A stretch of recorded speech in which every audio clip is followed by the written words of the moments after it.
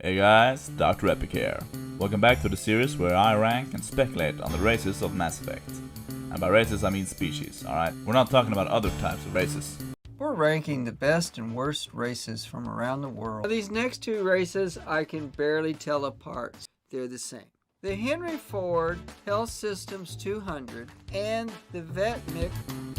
We're currently working on the Citadel races, so let's just get into it.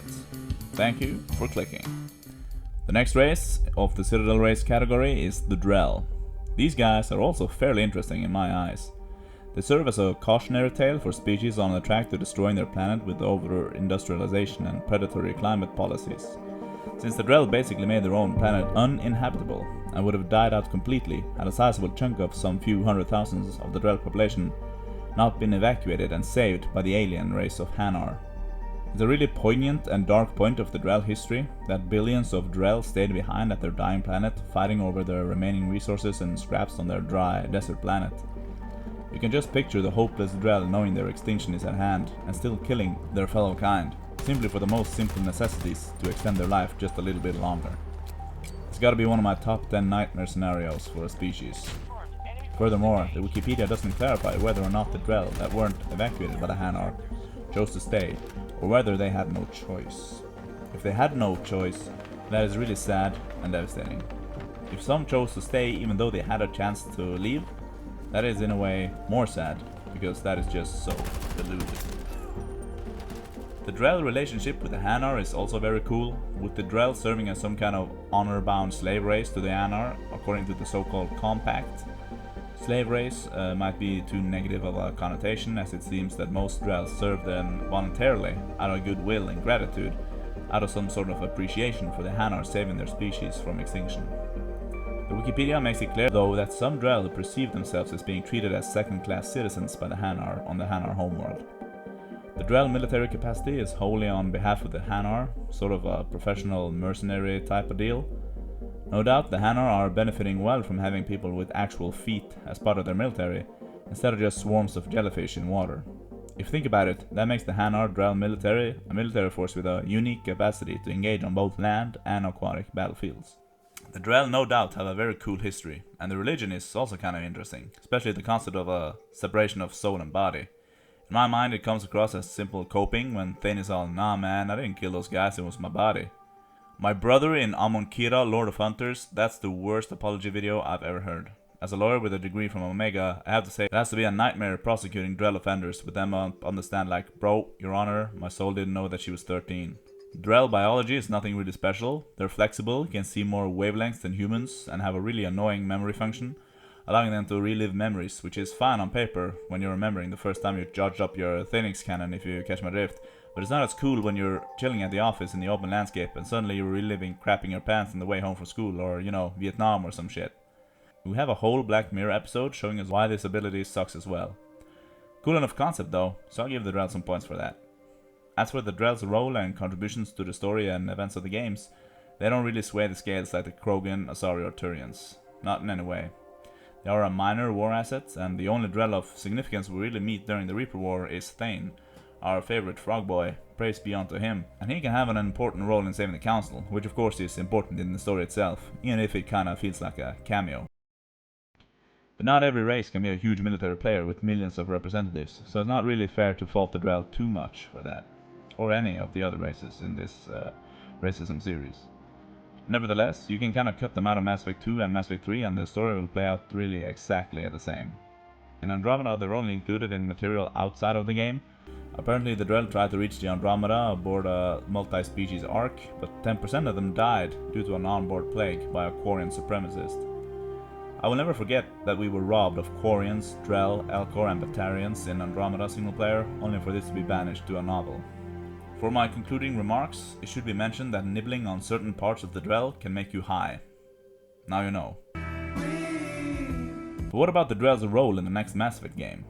Now, we don't know which Mass Effect 3 ending will be canon yet as of writing this video script, so I'll cover all of the bases and theorize for 4 potential Mass Effect endings: Control, Synthesis, Destroy, and Refusal. Otherwise known as the Blue, Green, Red, and Sigma ending. Like I said in the Asari ranking video, The galaxy's power balance has likely largely been reset after the Reaper War, with the Reapers destroying lots of militaries, societies, and worlds. On paper, any race can take over the role as the next dominant species. The drell, however, they are largely outnumbered, even before the Reaper War, considering only a few hundred thousands were saved by the Hanar, and other species have numbered in the billions for thousands of years. I think the drell are going to have a very hard time becoming the dominator of the galaxy.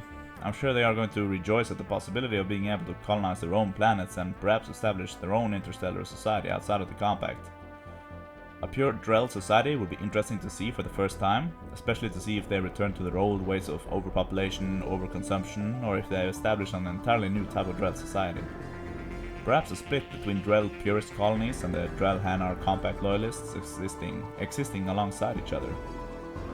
Now, if the refusal ending is canon, it's highly likely that most, if not all, of the drell are eradicated. There's only two likely ways for them to have survived, that I can think of at least. Please comment down below if you have another idea. 1. The drell are frozen in stasis and they manage to do what the Proteans failed to do, and that is to survive into the next cycle after the Reapers are done. I don't see how the drell, at least without aid from other more advanced races, are supposed to outperform the hyper-advanced Proteans on this. 2. The drell that went to Andromeda made it. There were very few drell that went to Andromeda, only a few thousand, making it hard for them to return in full force. At least in the foreseeable future, but who knows what they create after, say, 40,000 years.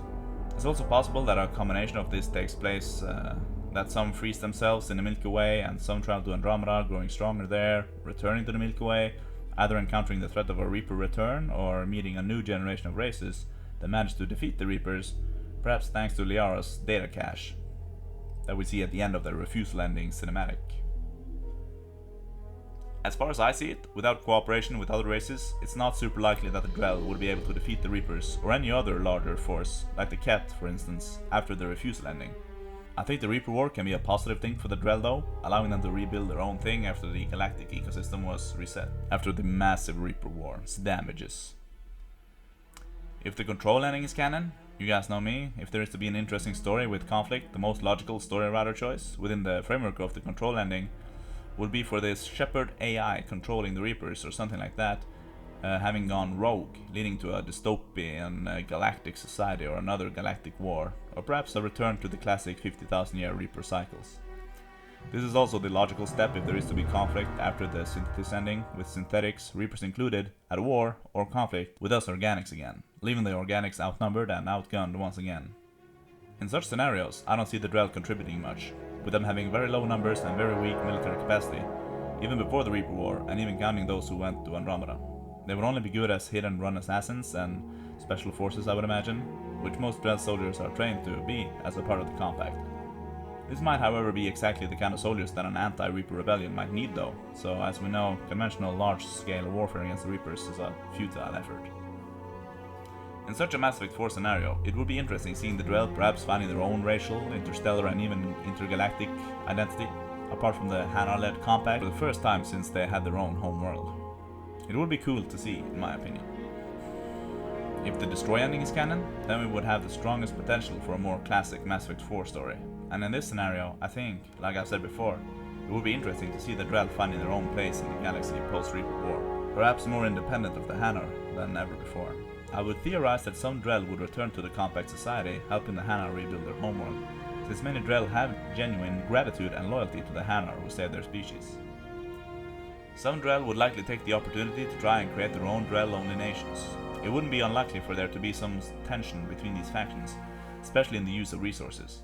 I don't find it super likely that there would be any serious ill will between these drell factions though, unless something violent and immoral happens. In Andromeda, I imagine some drell would be interested in finding their own golden world, or joining an existing one that suits them. The excess water on Kage is a source of many drell health problems, so they'll probably be interested in finding a drier planet. And I'm instantly thinking that Eos could be a logical candidate for drell settlement, or perhaps Kadara if they're fit to fight the outlaws and exiles that live there. The drell are amphibious after all, so some water amount is likely to be desired by the drell. If some of these very few drell want to return to the Milky Way, I see them not impacting the story too much, but they can perhaps aid their Milky Way cousins. The drell haven't really struck me as the warmongering kind, though they fought each other harshly on their home planet, it seems that those who wanted to fight stayed and died by their swords. The Compact era drell seem much more peaceful. Who knows what will happen if the drell nations outside of the Compact spring up, because we will see the warmongering drell in full force for the first time perhaps. I wouldn't count them as too much of a threat individually speaking, but in a bigger alliance, perhaps with Grogan or Batarians, the drell could actually be not just a military nuisance, but a serious military threat. I don't think that's super likely, but hey, let's just wait and see. So in conclusion, drell lore and potential for the next game is very interesting and full of potential. I really like their background history. Personally, they lack a certain X factor, perhaps because they are in a lot of aspects just a humanoid bipedal amphibious alien, not as unique as say the Keepers or Elfcore, or even the Hanar. And the drell don't really have a noteworthy impact on the course of the story in the games. The drell biology is, to me, personally not super interesting, though the memory abilities are kind of interesting and cool, though it's kind of annoying when Thane is disappearing into his PTSD moments every other second. So in summation, I would have to place the drell in the Liara tier. Thane stands, remember, I'm ranking the drell as a whole, not ranking Thane specifically. That will have to be another video, another dedicated video. Do you still disagree? Should the drell be higher or lower on the list, or do you think I nailed the placement of them there? What do you feel about the drell? What do you think that they will do in Mass Effect 4 if they are to do anything? Do you think they will just be relegated to another novel, like in Andromeda? Other than that, I don't have anything else to say on the drell right now. This is Dr. FX signing out. Like if cool, dislike if cringe, and remember to give that sub button capital syndrome.